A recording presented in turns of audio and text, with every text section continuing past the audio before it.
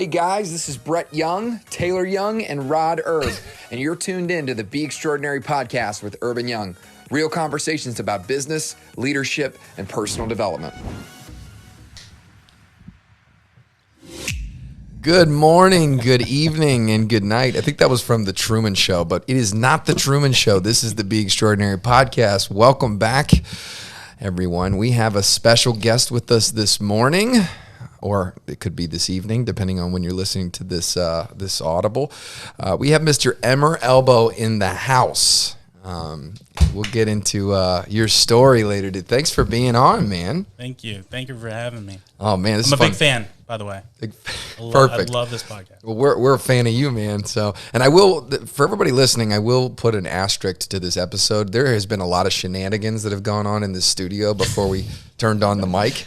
I think Rod has had 3 cups of coffee, and he may do a cartwheel before this podcast is over. Look, man, I'm probably coming down now. Yeah, so if you're listening to this, you might want to go ahead and switch over to the YouTube channel, because the video of this might be much better than the audio version. So, but man, thank you for being on. This has been an incredible journey. Your journey for how many years now? I think we're at 5. 5 years. 5 years. Going into 6. It's incredible. By April. 5 years, man. I remember in the conference room. So for those that are listening, so Emer has been with Urban Young for 5 years, going into 6 years. And I remember we're in the studio just a couple doors down was our conference table where we were having the conversation about potentially coming on board. And that was kind of a pivotal moment where it was like this, man, you're about to take the leap, and this kind of this reality of, holy crap, I'm taking this leap set in. And it was like, I don't know if I can do this, you know? I don't know if you guys know this, but I was prepared almost 100% to say no. Right. Before walking into that office or into that room, until I started talking with you guys, and it was like 100, 90, 70. Rod walks in, talks about his vacation, 50. And I was like, okay, I'm done for it. That's awesome. So. Yeah, and the rest is history. You were the best dressed interviewee ever. You know, you were looking sharp, man. Had a great sport coat game, great shoe game from the get go, man. It's still there. It's still there. From the get go, sharp as a nail. Hey guys, Brett Young with the Be Extraordinary podcast. I want to take a moment and just say thank you so much for listening. Without you guys listening, this wouldn't be possible. Appreciate you guys so much. If you have not subscribed to the podcast, go ahead and hit that subscribe button. It's on Apple Podcasts, Spotify, Amazon, everywhere. You can also go to beextraordinarypodcast.com and all of the feed, or you can watch the video playbacks and subscribe to any whichever podcast feed that you enjoy most. Lastly, if you've not joined the Be Extraordinary community, please go to the bottom of the website. Go to beextraordinarypodcast.com. Go to the bottom. You will see the Extraordinary community right there through Telegram. You literally just click the button. It's free. There's a bunch of other amazing professionals and individuals that live by this philosophy, having incredible dynamic conversations about what they experience every day and becoming better. So again, thank you so much for listening. You guys rock. Be extraordinary. Yeah, that was I still remember that meeting like it was yesterday, because that was my feel was from you, was just like you know, I'm taking this out of respect for being a true professional, but this, I don't think this is the best fit for me, you know, with where I'm at, and I don't know what that looks like, but I kind of, it wasn't fear, but it was more like the reality of, you know, and that's what I want to talk about today. If you're listening to this, we're gonna talk about, you know, Emer has a big pedigree coming from the hospitality space, you know, running big establishments with, you know, over 100 employees at one point. I mean, for multiple establishments. So at the high level of a very large revenue producing establishment. And that could be any business. I mean, doesn't have to be hospitality, but and he was doing well, making, you know, 6-figure income, had all the pedigree. But at some point, there came a time where the burnout kicked in, and there was just the amount of hours that was being put in to be able to earn that income. It just didn't make sense anymore. And I felt in that room that day was that you didn't have a second guess in regards to that you were going to find something new.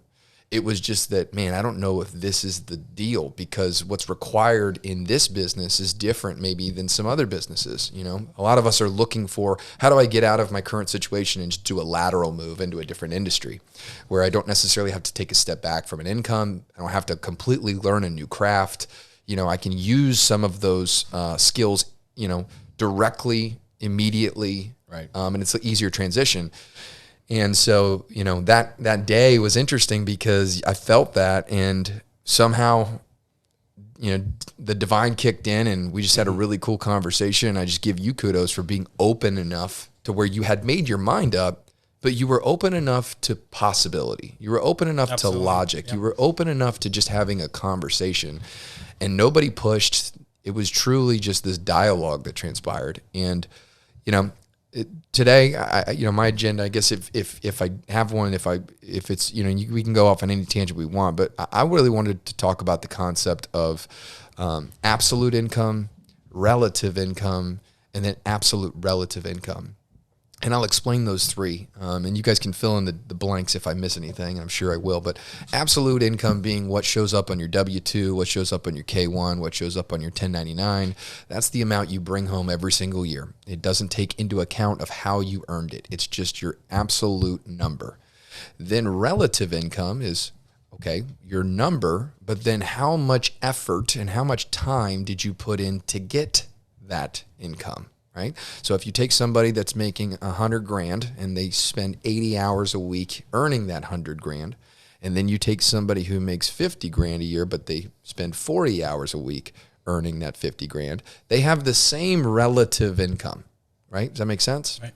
And then the third one, which is where I think the three of us line up, where all the magic happens, and I bet you would agree with this now, being on this other side, is absolute relative income being not only what it took to earn that income, but also what type of joy or stress or pain or goodness that it took to earn it. So meaning if you are 80 hours a week, you have a big income, but it's extremely stressful, that has to account for something, right? Or if you know, maybe you work a lot and you make you know, maybe you make less than that, but you are absolutely filled up. You just love it. You know, like you on your spare time, that's what you want to do. So it doesn't really necessarily matter how much you're working because you're just filled up with it.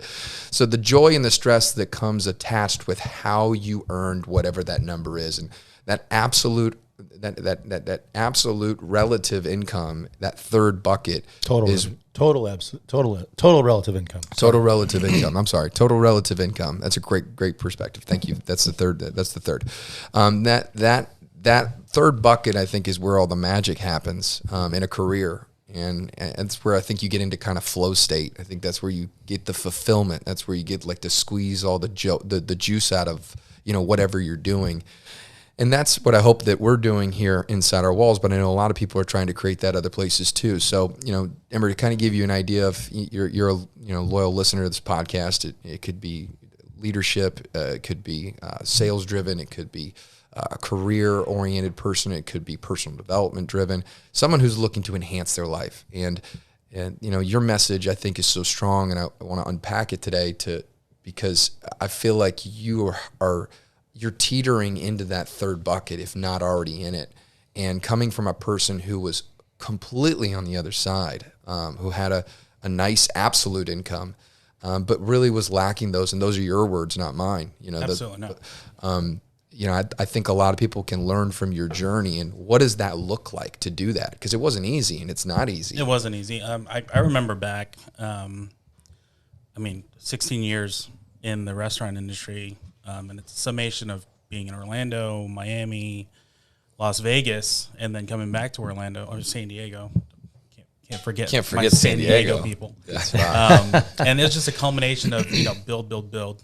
Let's grow this industry. Let's try to be, you know, ahead of, you know, really the food industry, seeing what I can get into and learn more along the way.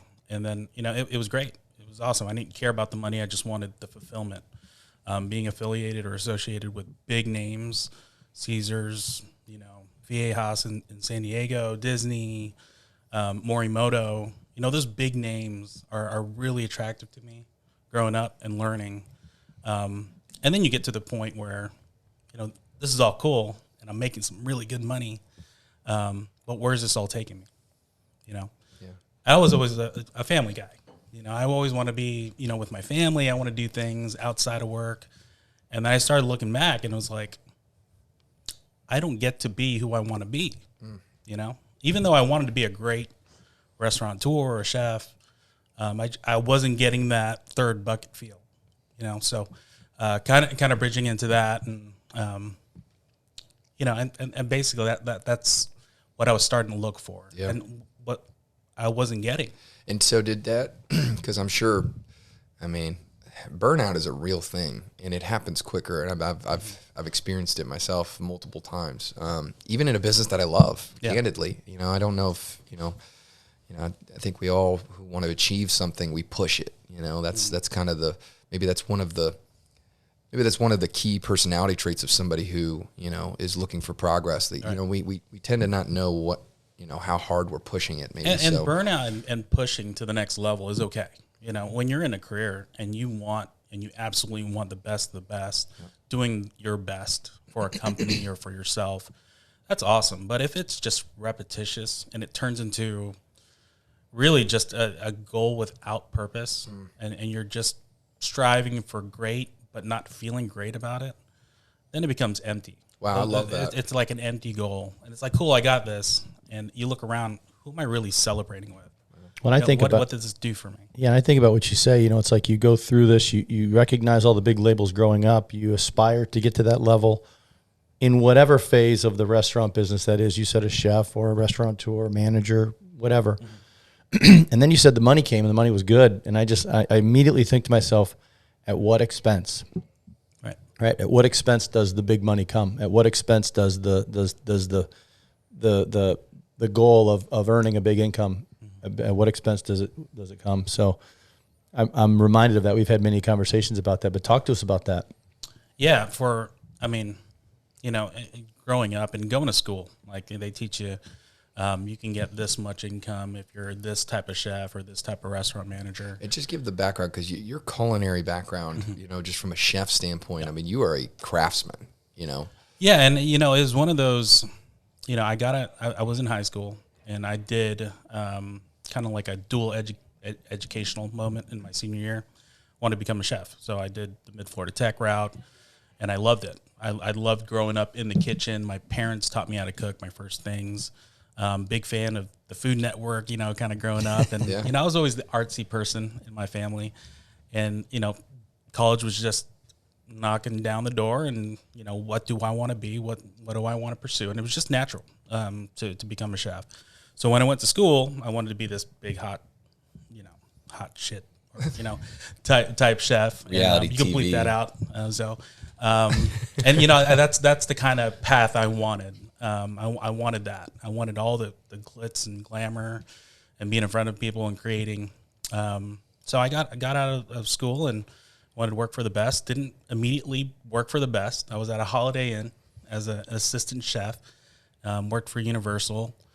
And then I saw more of a big thing in the front of the house, and not income related, but I still wanted that, you know, Gordon Ramsay type paycheck, the emeralds. So I like nice things. But I knew it would take me a while to get there, you know, and correlating the money, you know, and looking at, you know, if I made anything over $20,000 a year, I'm freaking rich, you know? Yeah, at that point, yeah. Yeah, and then I started seeing what the other chefs were making. I'm like, wow, they're making way more than that, you know? And it was just the opportunity to be in front of more people at the front of the house. So I took a quick step in the front and wanted to kind of hone my craft there. Nice. But still be affiliated with the kitchen, you know, in banquets and things like that. So I didn't know if that answered your question, but I wanted to take you down some of the mentality. And then, so you moved into, you know, back of the house, chef, learned that business, front of the house, and then ultimately, before you made the leap to the insurance business, you were in management. So walk us through that lifestyle just as a manager, as far as, you know, obviously the hospitality thing that I've learned through people like yourself, right? Is a lot of weekends, some holidays, some nights. All holidays, all nights. So all the prime time spots where you make your income are as a quote unquote family man, which I think is cool, right? Because you were seeing a vision for your life before you actually had a family, but you knew like, hey, I value this, and you're planning for what's to come and kind of creating and designing what you wanted. You were the GM, correct? So everything falls and everything rises and falls on your shoulders. I was the assistant GM, my last position, and I was being groomed for the GM for the same property. And that was kind of my path, and we had multiple conversations. This is your, sort of your flight path. Yeah. 80 hours a week, working long as you don't deviate. weekends. So you had the dream job already lined up. You were already in line with what you wanted. With the dream brand. You were in track. You were the next in line. For really good people and a great company. And it was just everything I wanted, right, so to speak. Yeah. And everything the young Emer coming out of high school, college wanted. Right. It was just kind of full circle. And this is, I've made it. Wow. And then, so I didn't mean to interrupt Rod's question. I just wanted to give the background of kind of how you got here, and then it comes at an expense, I know Rod just asked that. So talk to us a little bit about, when did that come into your vision? Was it gradual? Could you articulate what that expense was? Talk to us a little bit about that. Well, just like every, growing career, you get your bumps in the road. My big bump in the road was in San Diego. I made really good money. I was in Vegas. I'd opened up a business with a friend of mine, hoping to make more money through restaurants, selling restaurant equipment to the military. So I kind of thought there was a cool way to kind of segue into being my own boss. And that was in San Diego? I was in San Diego. Because they've got that big port right there with all the, It's like 74 ships ported at any time. Super cool spot. Huge. Beautiful spot. And it was successful. That was successful too. And, things kind of fell apart with the partnership, with my personal life at the time. And, I had to take a step back. And I was reminded all the time, like, I wanted to be around family. So I ended up going back to Orlando to be closer to my parents. And that did wonders for me. I got to figure out who I was, what I wanted, and at the end of the day, I still wanted to be in a restaurant, but I wanted to be closer to family. And I thought I could get more of a schedule working for a bigger company with more resources and more people. But it just didn't turn into that. It just turned into more hours. And, I found myself wanting more. I wanted to excel. And then I was just back in that kind of machine of... What a loop. Yeah, do more every day, every week to get to where you want to be. And in the restaurant industry, that's what it takes. It doesn't take the smartest person, the most talented person. It takes the hardest working person. I mean, you talk to any of my chef, the ones I admire, the chefs, the restaurant managers, they're just like, you just got to do it. And you don't do it often. You just do it a lot. You do it all day, every day, on your days off. If there's a banquet schedule on your day off, guess what? You get to come in too, and you get to work that. And it was like, cool. Where's my life now? And you just go. It's just like a repetitive. So that's kind of an unsaid, right? That was just kind of part of the culture. Yeah. I mean, they said there's a schedule. There are hours. Obviously you get vacation, but there's just that unsaid. Like if you're scheduled to 9 o'clock, well, guess what? The peak business time for lunch is 9 o'clock. So I'll digress because I think this is applicable. It's not just hospitality, but that it is different cultures. Like I remember I've got a friend of mine who's very successful. You know them as well. Been very successful in the car business, and worked on the floor as a salesperson in the car business as a young kid, and has grown all the way to the point where he was a GM of a store. Was able to earn partial ownership in multiple stores throughout his career, and he's done very, very well. And he would always talk about the fact that like he would have to, if he was ever going to leave, he would have to hide his car, and he'd have to have somebody else come pick him up to leave at like 10 o'clock at night, because in case the owner had saw that he left before they shut it down, it would be like Armageddon. Yeah. And it was just like this unsaid of, you're there 7 days a week from open to close. I don't want to hear anything else. And if I find out you've left, like, we're going to have a problem. And he was like legit. He's like, I'm not being facetious. I'm telling you, it was every single day. And very similar. So like on busy weeks, months, or whatever, right? We have our schedule. We usually have 2 days off, but it's also all the extra stuff that, upper management's required to attend and be a part of the setup. So it was kind of like this unwritten rule, like, hey man, you are the AGM. I know you're off, but can you make it at least for a few hours? I'm sure. It's that ultimate guilt, and then kind of a code. Yeah, and God forbid you didn't make it to the event on your day off. Sure. The next day is like, you're kind of out. Blackballed for the day. Totally blackballed. Wow. And it's, and I. So there's a strong emphasis on the person that works the most hours. It's kind of that person that's presenting themselves as promotions, right? Yeah. Gosh, interesting. The race to the top. Yeah. It's a lot of FaceTime. So if you're not viewable, then you don't get any. You don't get credit for being there. Yeah. I mean, to me, that's the ultimate expense to pay for a big income. It's a lot of time. Yep. It's like, if you were making 50 grand, is that good? Well, no, I'm working too much. Okay, is it 100 grand? You go, whoa, it's 100 grand. That's a lot better. Mm-hmm.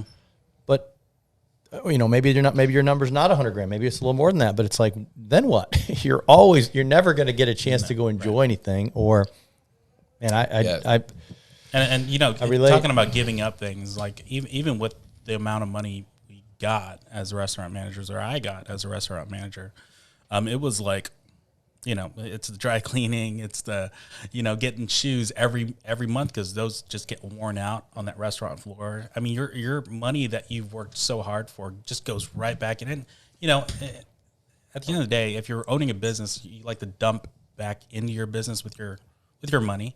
But this was just like, tangible things just thrown in the garbage all the time. So it was, and that at the end of the night, you just go to the bar, kind of drink your way to cool down with a little drink. And it's always that kind of day in the restaurant industry. Wow. You need that drink. So it's just a vicious cycle. Interesting. So, notice that it's costing you more than maybe what you're getting back. Mm-hmm. And that probably came after you get you watch this bumps of pay, you watch these promotions, each one feels good, and you get to where you are. But then after a while, does it go, man, you know what? Like there's got to be a different way. Do you get to the point where you're just like, all right, this next step, is this really the end all be all? Or, what is the epiphany? Do you have a day that it happened? Do you have an event where it occurred? Did you just wake up one day, gradually just grind it out? What was that day of decision for you?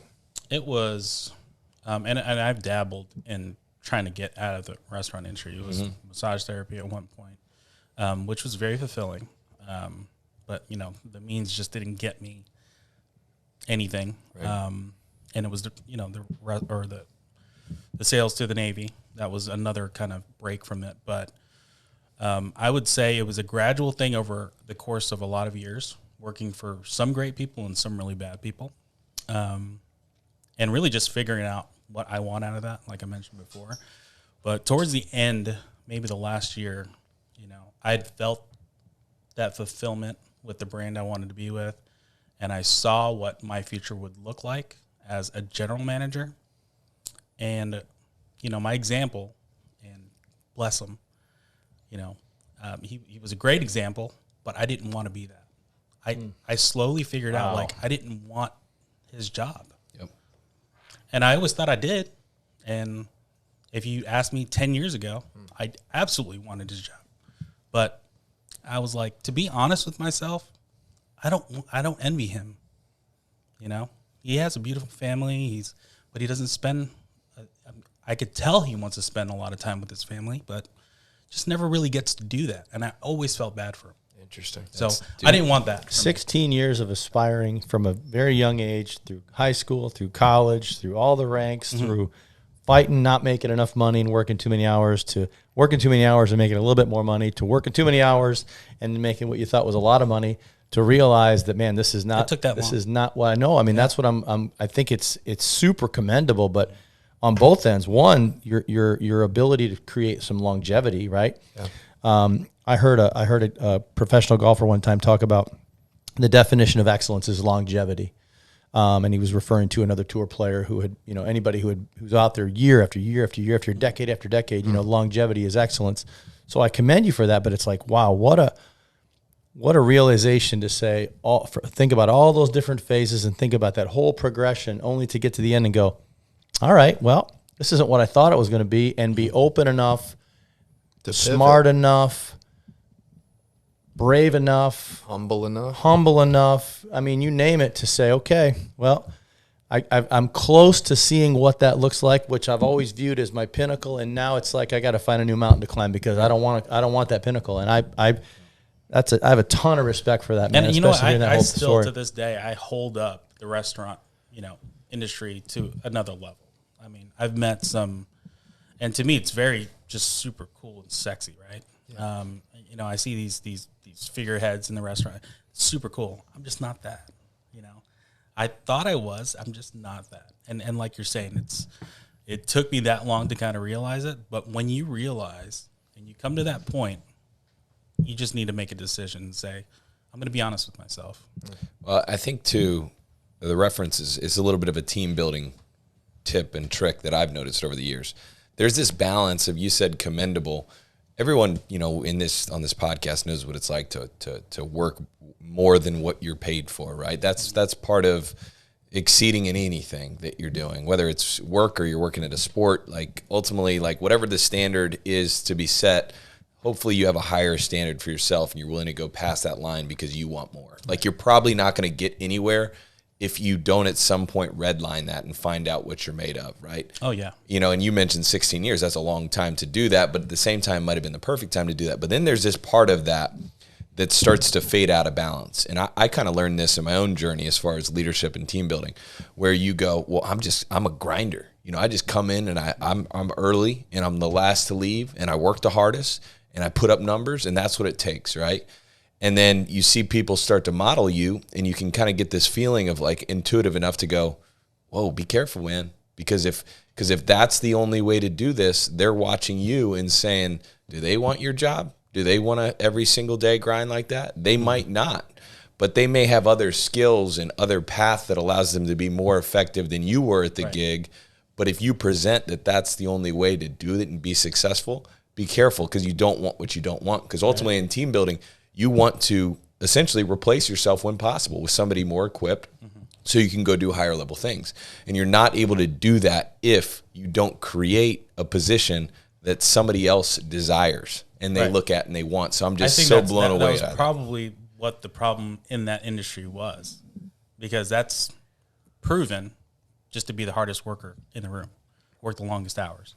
And so to your point, that totally makes sense. Yep. That's the culture that's built in the restaurant. We learned from a team building. That's such a good point, man. It's a great thought. I didn't think about that as far as who are you modeling, and then you go, well, man, I don't want to do that. Right. We always learned I'm not willing to pay that price. To build a successful business where you are growing a team.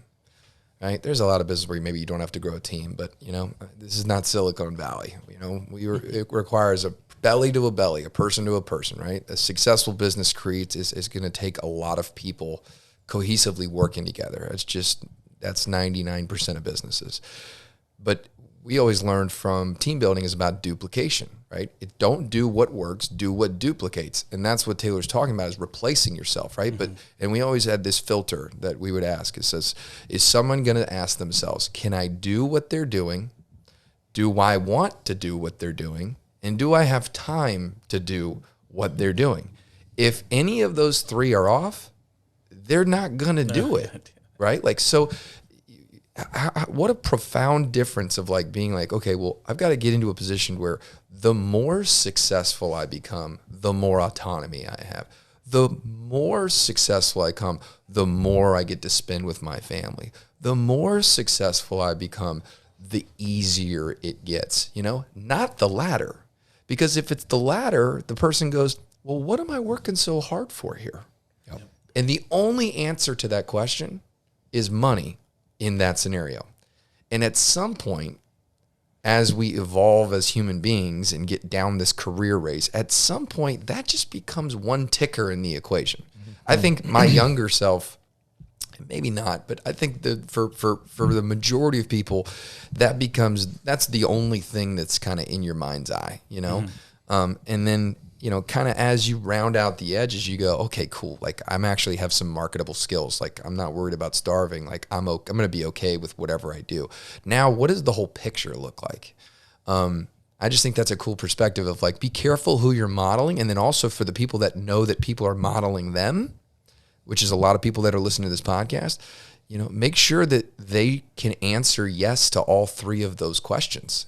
Because if they can't answer yes to those three questions, they're probably going to look for a new career, or they're going to look for a new mentor, or they're going to look for someone else to model, because essentially, just like you said, Emer, love you. I have a lot of respect for you, but I don't want your job. You know? Hey guys, Brett Young with the Be Extraordinary Podcast. I want to take a moment and just say thank you so much for listening. Without you guys listening, this wouldn't be possible. Appreciate you guys so much. If you have not subscribed to the podcast, go ahead and hit that subscribe button. It's on Apple Podcasts, Spotify, Amazon, everywhere. You can also go to beextraordinarypodcast.com and all of the feed, or you can watch the video playbacks and subscribe to any whichever podcast feed that you enjoy most. Lastly, if you've not joined the Be Extraordinary community, please go to the bottom of the website. Go to beextraordinarypodcast.com. Go to the bottom. You will see the Extraordinary community right there through Telegram. You literally just click the button. It's free. There's a bunch of other amazing professionals and individuals that live by this philosophy, having incredible dynamic conversations about what they experience every day and becoming better. So again, thank you so much for listening. You guys rock. Be extraordinary. Yep. Yeah, and that's a generational shift that you're starting to see, like where the older generation says, well, I just don't understand, you know, kids just don't want to work hard these days, you know? And it's like, no, it's just you hated your life for 30 years and they just don't want to do that. So they're in search for a better way to do that. And yes, of course, there are some of us that certainly, you know, there's hints of entitlement and lazy, and there's generations before us that would be embarrassed that this is their offspring, of course. But for the most part, it's hard to look at that like, you know, somebody I know very successful and they're in a CPA firm, and they're looking to get younger partners to want to take that partner track. And just like our industry, right, there's like this craving for young talent. But then when you look at that particular track, it is like, hey, you're going to absolutely grind and work most weekends for 20 years. You in? The money's good at the end. Yeah. The money gets better along the way, but it's really good at the end. But those 20 years, you in? And they're like, man, I don't know. Like, is there another industry I could do that maybe, you know? And it's just this disconnect of maybe this value system, and it's this shift. And so when I look at the shift you made, I think it's cool. So I would love to hear more about that, right? You make the transition, you get into the insurance business of all things, right? And we're thrilled about it. Brett mentioned you have to completely learn a new set of skills, right? You're not in the restaurant industry and selling restaurant equipment to the military, which is such a good point, right? A lot of people go from successful bartender, but then they're like a rep for a liquor company, right? It's this aligned, you already have relationships. It's a very natural transition. Money's very similar, whatever. I have some friends, it's like a lot of that stuff. But then when you go to a new craft, you go, okay, pay cut, boom. Right off the top. No one wants to do that. That's the number one thing we hear when you interview people. It was the biggest haircut. It doesn't go any further. Like, and not a pay cut, like 100% pay cut. It was a pretty significant pay cut. Yep. So pay cut, you don't know it, you got to learn it. But you don't even have to go any further, right? Because those people that take those big pay cuts, they don't even want to hear the rest of what you have to say about learning something new. What do you hear? I don't want to take a step back. That's right. Right. By the way, I don't want to take a step back in an absolute income situation. Correct. And that's a projection, right? You believe that you're taking a step back just because the number in which you get compensated is lower in the beginning. There's such a misguided confusion about what a step back is. No. Yeah. What if in reality you're taking a step forward? If you do the numbers on your hours and your income, like I've done that with people. And I'm like, hey, look, by the way, the insurance industry's closed for freaking Columbus Day. Like you're closed for holidays on holidays on holidays. Right. And it's a 9-to-5 job when you're getting started, right? Of course, you're going to put in your own hours. But when you start to do the hourly math, you get to this equation that goes, you might not even be able to take a relative step back. You're taking probably a relative step forward. Yeah. Good point. So that's a good point. And the other thing that I wanted to make sure we emphasize on this is because, the people at this table work a lot. Okay. Like, we're talking about relative income and, working less to make more. But the beautiful part is we're just talking about the ratio, right? Like, I love this. Yeah. So I work a lot, but it's because I want to, right? And it's also because what happens when you get the relative income and then all of a sudden you're like, damn, let's ramp this up because I just like to redline it, right? We just like to do. So it's not to say that you're looking for the easiest task for the most return. It's just to say you want your ratios to be in balance. Right. And because if your ratios aren't in balance, there's only so much time you can actually give, right? And that's a precious resource, So it's not to say that you can't be an achiever. It's not to say you don't want to push it. It's not to say you don't want to put in the hours, right? That's that Kobe Bryant, right? You got to get in the gym and you got to put up reps, Like all of us believe that. It's just that that's not the mountaintop, right? That's the ascend. But when I get there, if I don't want to do that at some point, have I earned the right to be able to sit on top of the mountain and enjoy the view for a little bit, Or we got to go right back down and climb back up again, So I just wanted to put that in there too, because there's obviously, probably if you're listening to this podcast, what it is to redline and you like it. And you're an I don't achiever. want anybody to take this and say like, oh, I want an easy job to make a lot of money. No. Because this gives us like a platform. If you really want to redline it every single day, well, you're going to get an equal amount back for your efforts. Totally. Unlike some industries where it's, Right. Those ratios aren't there. You're going to give 120% to get the same amount all the time. You can only work so many hours. Correct. You're capped at how many hours you can work, but with the effort and the hours you put in, it gets a little exponential rather than just a linear binary trade. Yeah, Yes. And exactly. Yeah, and what you mentioned, I just want to hit on. I want to hear more, Emer. Is like the mountaintop and getting there and staring over at the ocean. I think is overrated. I think if you've experienced any kind of success, whether it's whatever version, right, you go, oh, it just wasn't what I thought it was. Good perspective. And then you go, all right, back to work, right? Maybe, and it's all good. maybe it doesn't last as long as you think, right? It's nice once you get there, but then it's like, okay, it's like 2 days later, you're like, okay, well, where's the next And I mountain? used to always believe that was bullshit when people would say that. Like, well, that's easy for you to say. You're multimillionaire and yada, yada. Like, oh, you just made $100 million and it didn't feel as good as you thought. Okay, come on, man. But, whatever it may be. But I did want to say the mountaintop, I think, is the lifestyle design piece. Your mountaintop's different than my mountaintop. Mm-hmm. His mountaintop, right? You get it, right? So, but if you can intentionally design that, okay, let's put first things first. I want to have breakfast with my kids 3 times a week. Whatever it is, leaving the house. Perfect. Let's put that in that block, and then everything else falls around that. Mm-hmm. And then you start to build along these non-negotiables that are aligned with what life you want to live and what you want to design. And work's a part of that because I like to work, but I'm going to want to work at some point within the confines that maybe I'm most effective and I like to work. Hopefully I have that option. And I'm willing to grind my ass off and do a bunch of stuff that I hate, that I don't like to do, I'm uncomfortable doing, because that design is worth it to me. And I think that piece is value. Yeah. It's valuable. Yeah. So I would love to hear about that switch into the insurance business and kind of how that in that own life, if you've experienced that kind of reprioritization or that, value trade as to, like, for example, to get you started, I remember when you first made the transition from hospitality, you're like, it's so weird having a weekend off. Something as simple as that, Yeah, so to kind of branch off that, it was a realization that there is a life outside of work, to the point where I didn't know what to do. And once you've gone a couple months with having weekends off, it's like, I really don't have anything to do. So I cleaned a lot of fish. I fished a lot. Saw a lot of family and friends that I haven't seen for weeks, months, and spent a lot of time with them.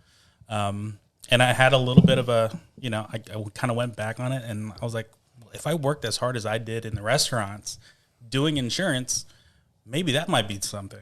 So, I kind of created this thing, like I could have both.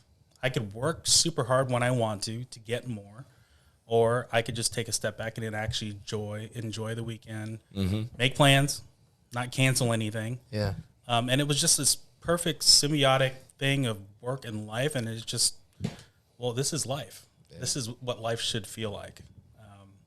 But yeah, it was just a great feeling from that moment, and realizing that you could actually create a beautiful, hard-working, earning income and still have time for all the cool stuff. I think that's what's so powerful about what you said, Taylor. It's like, I think it reminds me of something that's fun for me to do too. It's like you sit down with somebody and you say, what would you like it to look like? Mm-hmm. Because with the right mentality, with the right strategy, it can look any way you want it to look here. Anybody, right? Mm-hmm. You know, and you reference, you know, breakfast with your kids 3 mornings, or you want to, you know. So after we break on this podcast, we were out all day yesterday. We were 5 a.m. on the road, traveling, visiting 2 prospective locations and markets that we're potentially going to open in. We finished at 7 o'clock last night. We got home. I mean, it was a full day. I mean, interrupt you, but I want to underscore it was a full day. Number one, it was awesome, but it was a full day. And today, after this podcast is done, you know, I haven't seen my son for a couple days. We've had some family events, we had some things, so I'm taking him golfing after we're done here. You know, I'm packing up my stuff. I'm taking him golfing. You know, like, so to your point about breakfast or whatever, like, you know, you can get it when you need to get it, but the time where you go, you know what, man, I sense that I'm at a disconnect and I need to give in these other areas of my life, like. I don't feel any regret for that, right? I'm not, there's no banquet going on where I feel guilt, where I have to, you know, to leave to go do that. And, you know, I think that's, that was my point too. It's just, I just wanted to give it as a perfect I've example. never gotten today. that here. So. I've never gotten the guilt for not being there. Yeah. God, no. And, you know, we all have our reasons and our things that pop up. And I've never had that sense of, man, I'm really going to let these guys down. You know, you've never created that culture to where, and you know, Taylor always says, you know, be where you need to be where your feet are, and make the most out of that, you know. And it's like, I mean, I guess he's right. You know, I've got some pretty important things that I'd like to get to that's not insurance related, and being that you guys understood that, you know, for your lives and for the lives of your people, I mean, it's just a beautiful thing. I mean, yeah, well, never I appreciate that. That's a cool compliment, but you know, it's fun to work with people where you know, there's givers and takers, and, you know, you want to work with givers. You know, you're a giver, you know, so, you know, you want to give, and, you know, the only thing we ever did right was, you know, recruit and help you make a decision. You know, after that, I mean, it's like we imagine that, like, in a business, if you could just find givers and identify those types of people and do whatever you got to do to make sure that you get them on the bus and support them. The rest is so much easier. But, you know, that's a whole different topic as far as, well, I just need to put a butt in a seat. And if I don't get, you know, Jerry's got to get hired. If I don't get Jerry hired, then I'm going to be short-staffed for the next 2-3 weeks. So I just got to get Jerry in here and get him trained, because, and you get all this collateral damage for the next 3-4 years because you didn't take the time to recruit the right person. So it's just a testament to you and your heart. And you mentioned, like, autonomy too, you know, giving us the, you know, kind of the runway to create for our own personal lives. I mean, you know, I don't feel like I own the company. I feel like I own my company, but I don't own the company. But I have more autonomy and more things that I could be doing on a bigger scale than I ever did at the very top of the totem pole. So it's like, I'm getting everything I want. So, and, you know, we didn't, selfish. And I just want to break here too, just for your listening to this. So, you know, Emer's journey is fascinating for the three of us, and this we wanted to talk about today, just because I think a lot of people can relate to it. But just so you're listening, I mean, Emer is he's opened the most recent office inside Urban Young in Mount Dora. They have an office location right there downtown Mount Dora with him and Robbie and Spencer, and they're creating this really cool culture. And it's been a hell of a journey, which maybe we can digress into what that even looked like. But, you know, we talk about earned, not given inside of our walls. And, you know, it's been one hell of a journey to get to this point to open up this location. And we've had hiccups, and we've had situations that haven't gone exactly to plan. And we've had stuff that's out of our control. And we've had to make some tough choices that impacted you and your team. And you've always trusted, and you've always just, you know, submitted to the process. And so, you know, if you're listening to this is really a cool success story of somebody who has, you know, made this big transition in their life, this big jump, this big leap of faith into an industry they knew nothing about, and has worked from the start, was promoted to a senior agent before anybody else in history when he came in, learned the business, and then has gone out into a new marketplace, now flexing a completely different muscle of making the phone ring, of building a market and making a market, as we would call it. Now has a team that he is charged with leading, and now has a functioning office culture that he is now co-leading with those guys and in charge of getting results. And I just look at your journey and your path, and everything that we've talked about today is just such a cool story within our walls. So I'm proud of it. But I think just from a standpoint of, if you're looking to make a jump and you're looking to make a change, the rewards of what that could look like are profound. And I think you're just a billboard. You're just a billboard for it, man. Like, if there is an excuse, you could have made it. If there is a reason, you have it. If there's an attitude that's required in order to get it done, you omit it. If there's a work ethic that needs to take place, you are textbook for it. If there's a level of humility and gentleness of getting people to trust you and buy into what you're doing, you're a billboard for it. So, I just want to say, number one, congratulations. That's awesome. Yeah, congratulations. We all feel the same way. I think what's cool. Go ahead, Rod. Please, I jumped you. You'd mentioned a couple things in regards to the transition, and as we're talking about this absolute income, working time balance, all that stuff like that, like, you have the ability to just grind too, right? So you were the guy that, you came in and no one guaranteed a sales seat, right? It was just like, hey, look, I'm going to come in and learn the business. And I remember when you first learned the business, you were taking such detailed notes on, approach and pipeline and what you had, and you were just a student to it, right? And then you get in a position where you get promoted to a sales assistant role. And it was kind of the same thing. You just make it better, be a student of it. And then you get an opportunity that you can sell full time, right? And then fast forward, you were the guy that, like, when you got a senior agent lunch, people are like, sometimes you have those days like 11:30, people are like, hey, like, what are we doing for lunch? And you were just like, yeah, I'm not going to lunch. Like, I bring my lunch every day, not because I don't want to go to lunch with you guys, but because I've designed this in the way that I know I'm going to be able to gain that 45 minutes to an hour every day and eat at my desk, and I'm be able to crank out quotes, make these calls. And you did that for a year and a half, right? And then it became clear that you had these leadership qualities, that just soft skills that you can't teach, right?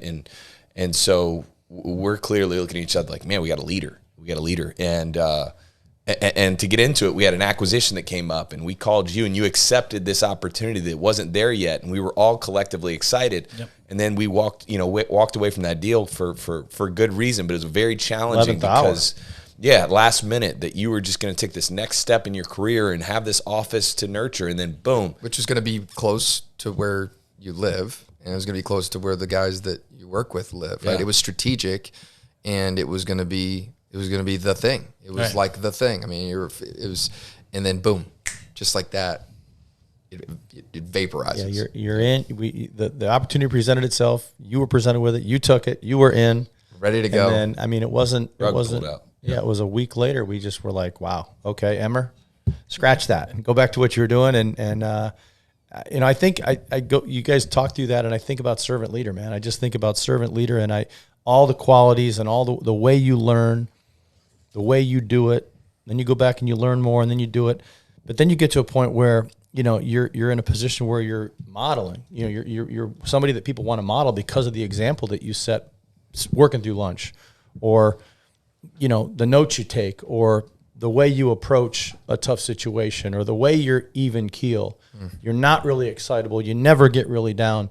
So I think about all those traits and all those qualities, and I just think servant leader, man. And it's like the opportunity came up. You took a little bit of time to think about it. It was quick. Super quick. But then it's gone, and you're like, okay, cool. Wherever I need to fill back in, I fill back in. And then bringing us to where we are now, a year and a bit later, now seeing it, blossom in a organic way now versus through an acquisition, to me is a powerful thing. And I think when I hear you talk about the team in Mount Dora, those are all special dudes. But I see a squad up there that is fired up about knowing they've got a servant leader and wanting to certainly achieve for themselves, as they should, but certainly want to make the leader and the company proud. So the culture you've built, the attitude that you exude and transfer to your squad, to me is my favorite thing. And I've said that to you before, just about your personality and just even keel. There's been a ton of big wins, and you stay nice and reserved. And there's been a ton of things happen where you could be flipping over desks and you're nice and calm. And I just think that that's very worthy of being modeled. Success leaves clue. That's a clue. Yeah. That's right. You've heard this before, but it's just worthy of saying again, right? The only growth to, the only limitation to growth is your limitation in leadership. And you're a perfect example of that, to where it's like, that was a market that came up because of you. Mm-hmm. That was a market that came up because, hey, look, we have a leader in this market. We can build around this. So whether a book of business came up and we were going to buy an asset, or we were going to grow it organically, it doesn't matter. It's they're all means to an end. And, I remember when that deal fell through, it was like, look, dude, we're going to figure out another way to do this. It doesn't change the plan. Right? Because the plan was never contingent upon what opportunities presented themselves, right? Who cares? They're irrelevant. They're just, it's what tool we're going to use to get to the top of the mountain. It was always contingent upon having somebody that can carry weight and can own results, can attract talent, and bring energy. Like, those are the three things to me that epitomize a leader. And here we are, and to give the listeners, so basically what we did was we said, all right, perfect. We've identified a market we want to be in. This asset's not going to prove itself as being something that we feel is financially responsible for us to pick up. Just some issues there that we didn't necessarily fit within our model. And so we made a tough decision that was against what we wanted to do, and we pulled out of that opportunity. Fast forward, we say, okay, well, how do we do this next? Say, perfect. We're going to give a 12-month runway.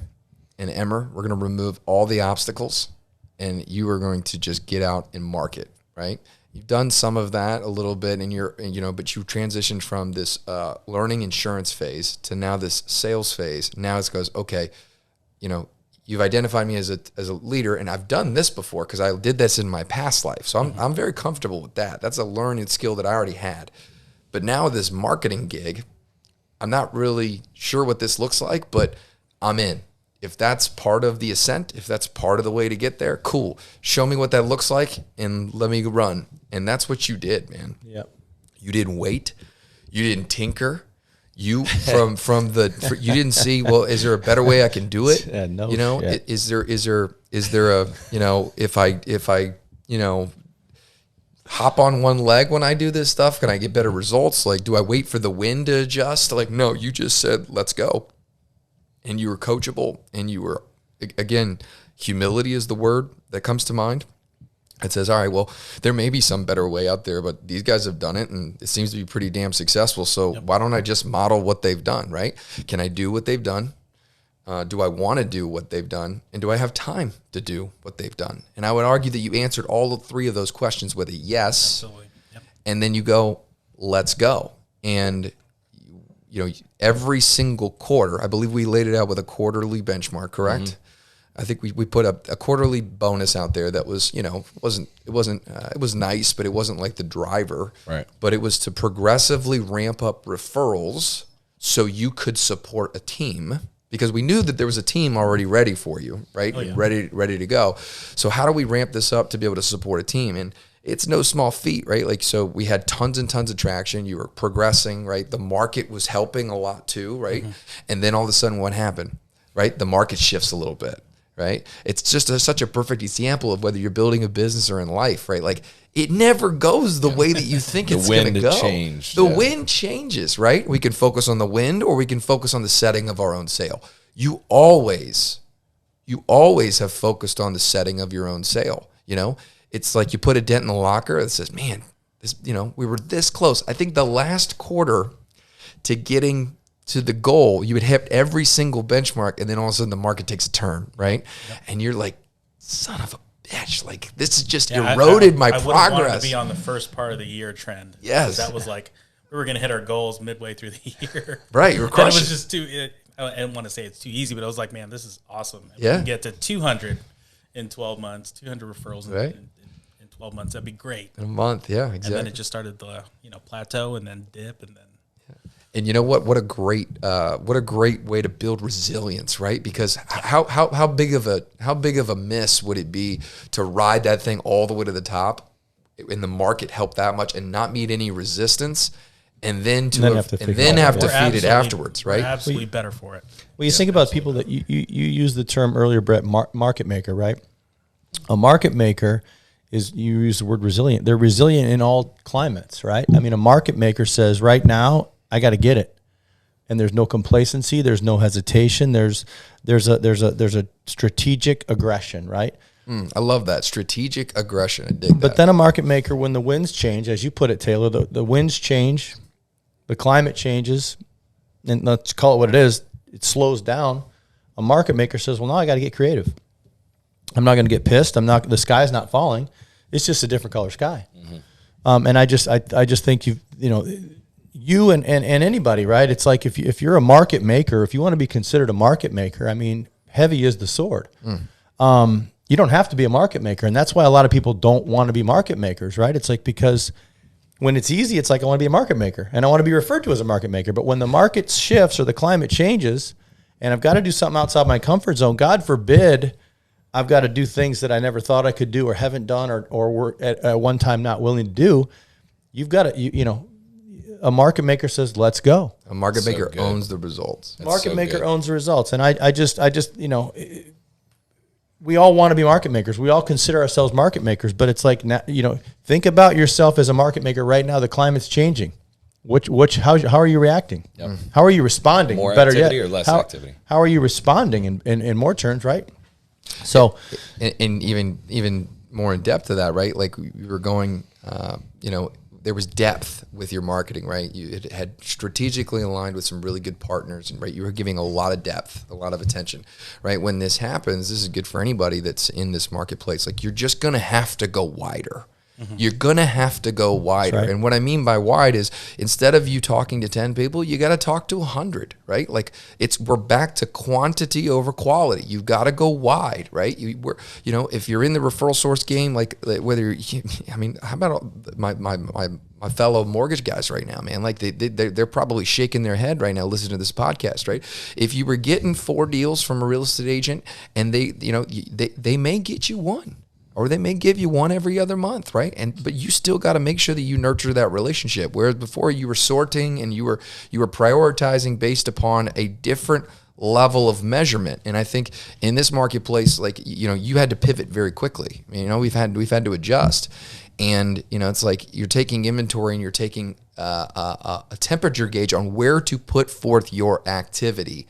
And you now have both of those guys that you're leading in the field with you, right? You've now leveraged the power of a team. It's not just you out in the field, right? So you guys are able to cover more ground. You're able to give more attention to partners. You're able to be there for them. You're able to support, right? You're teaching them how to do it so you could duplicate your efforts, what we're talking about. Absolutely. They're looking at you saying, I can do what Emer's doing. I have time to do what Emer's doing, and I don't mind doing what Emer's doing, right? And now you've got these 3 guys that are, you and those 2 guys are cohesively now building a model that is duplicatable. It is duplicatable. And it's such a great indicator that you're on the right track.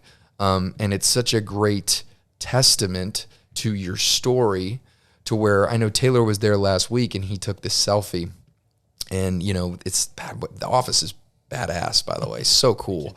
And man, it kind of, the 3 of us had this kind of choked up, feeling, because Taylor had said, these 3 guys are doing, there's probably nobody within the organization over the last decade that, he said something that reminded me of what we did, just with the subculture and the 3 of you guys and the cohesion and little what office, you do. but making it cool, Trump window suite of the Trump Tower. Exactly. Yeah, it's this, and you're just banging phones in there. And there's a lot of passion behind that loud. too. It's not just on the surface. I mean, we get into arguments, really deep conversations. I mean, because we take a lot of pride in what we've created. So there's a lot of friction that the 3 of us create intentionally to get better results. Dig that. And it's it's one of those things, man. It's, after that year of just working with these guys, and I've never had to delegate anything. They come to me with suggestions, who they want to visit, what they want to do that week. And it's like, Cool. Lake and let's bake. do that. Let's just keep doing, think whatever you guys want to think about, and let's come together and execute, and let's stagger our times. Yeah. Yeah, so fun to watch that tangibilize, like I remember us setting up the cubicles when we were in the Eustis office, like we were in this room that's probably the size of this room, maybe less than that. It was definitely smaller than this room, but it just meant so much because you were just putting bricks down, man. Where 2 months ago you didn't have an office, right? Like your office was your car, and now you have something, and it's just such a tangible realization of this ascent, and it's so fun. It's almost like you get to relive it again through your experience, and it's just such a gift, such a gift. And I also think there's a couple things, right? When you first took on this marketing responsibilities, I'm thinking, okay, as somebody that's associated with you in leadership, it's like, all right, cool, I got to get out there and go do this with Emer, right? I got to show him how to do this or go get him going or something. This is just my conversation with myself. And then I would talk to you and you're like, hey man, I made 3 stops. It's like 9:30 a.m. I made 3 stops. I'm hitting 2 on the way back, yada, yada. And I'm like, okay, perfect. But I got to make sure that he's building culture over there. And I'd just talk to you and you'd be like, hey man, I got the guys coming over. We were at Robbie's last week. We got a happy hour going on in the next couple weeks. And so it was like you're building culture, you're doing the marketing, right? Because you had seen it, enough to borrow from it but it didn't stop you from starting. And that's what I think Rod indicated that I respect so much is you didn't tinker, you borrowed from somebody else's belief and you've kind of made it your own but you didn't wait to get in the activity. And another thing that you mentioned about the ascent, right? There's like do things, first things first and do them in a proper order. So many people that start businesses or start teams, right? Or whatever, it's like, perfect, I'm in marketing. I had to go get business cards printed. I got to, or hey, we got a team in Mount Dora. We got to go get an office space. And I just am so proud of the way that you've approached it, but we continue to approach it. And I think if you're listening, it's also a clue. Like, just start with marketing, right? Just go get busy. Yep. Go get a referral source, and then go get customers and get working, get to know the community. And then, right, like build a little culture, build a team. And then at the point you create some demand, you write some business, and you go, okay, let's go get a little office space. Let's not get a retail office space. Let's not go get 3,000 square feet. Let's just get a really solid place to work that we can collaborate and build culture. And then let's scale. And it's like, well, how do we scale? Well, we team build. It's simple. We were having a conversation with an agency owner last night, and I had this aha moment because we pieced together all these philosophies and concepts as we're opening new markets and we're running our own businesses to say scale is directly aligned with team building in our business, in the way we do it, specifically with personal lines, right? If you're going to scale, you must find a way to recruit, retain, and develop quality talent. It's really that simple. Mm-hmm. And when you look at our journey and you look at our first 3 years, it was anything but impressive. I mean, it was extremely underwhelming, completely unimpressive. And I looked at Brett this morning, I said, man, what changed that 3rd or 4th year? And he made some comments, but in reality, it was a recommitment and continuing to market aggressively. And then it starts to catch up the time of team building. And then all of a sudden you start to, do what duplicates, and that starts to catch up and it compounds. And overnight you go from writing, we wrote 300,000 in premium our first year as an agency with 3 people, right? 3 partners, brutally not very good, right? And then, this last year we wrote $7.5 million in premium as an agency, right? Doing really the same things, but just allowing time and team building and compounding and referral marketing to catch up. So I just see where you are in your journey, and as you're graduating and you're ascending and you're filling up these different buckets as they come, where I just know that you're going to blink and your team's going to be writing $7.5 million in premium and personal lines and home and auto, in a year. And you're going to go, how the hell did I get here? And you go, well, and you're going to go back to the, so it's just so proud, man. But it's also re-inspiring, like Brett and Rod said, to relive that. Dan, that's awesome. Well, I'll leave it with one last question as we wrap up, because that was an awesome way to end it. And that's just like textbook. I'm going to take notes, listen to this podcast later too. That's awesome, man. What's next for Emer Elbo, man? Through this journey, through this process, you've just started to taste a little bit of what this business could do. how do you feel right now and what's next? Man, I feel very confident that we have the right people in that office and the right amount of support. What's next is, more recruiting. You mentioned it. And that might get us, X amount of more results. But we want to meet more people. We want to, really go broad, like you said. We're working on different events with some of the key people in Mount Dora right now. We've been partners on many marketing levels, working with some of the biggest lenders in Mount Dora, some of their partners, some of the biggest title professionals, realtors. So we're hanging around the right people in that industry, and they're just great professionals. Yeah. We're not looking for the top. We're looking for the most well-rounded, most professional, and really that kind of mirror what our culture is. And they're all about that. The team building, planning, and really giving back to the community too. Where we live, where we play, we want to be able to serve. It's a part of that servant, kind of mentality. Man, that's awesome, man. Well, Mount Dora better get ready, man. I'm excited. I've been privileged to talk to a few friends and a few people that are in those spaces that you talk about that have met you, and there's already a lot of them that put you in high regard, and I'm not surprised, but I'm excited for you. I'm excited for what that means, and I love the question. I was actually going to ask the same question. So, well, there's one thing for sure, and that is, great human beings just create this awesome aura and these cool trails wherever they go. And you're one of those people, man. So thank you. I know the three of us feel absolutely just a weight of responsibility to make sure that you are super successful. Your team is super successful. The Mount Dora office is very successful. There's no resource that you won't get. And at the end of the day, we're here to create success stories, right? This mission of creating extraordinary lives, it lives and breathes through your story and other stories, throughout the organization. But yours is untold, and yours is still brewing, and we're probably just maybe chapter 3 at this point. But I know that yours is one I'm really excited to see, and flip the pages.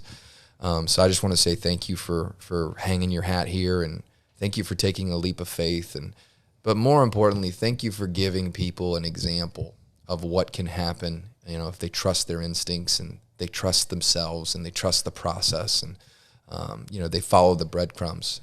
And ultimately, I think you that day you led with your heart and not your head, and I believe that will be a pivotal decision within your journey that you'll look back on and be able to help a lot of people. So I agree.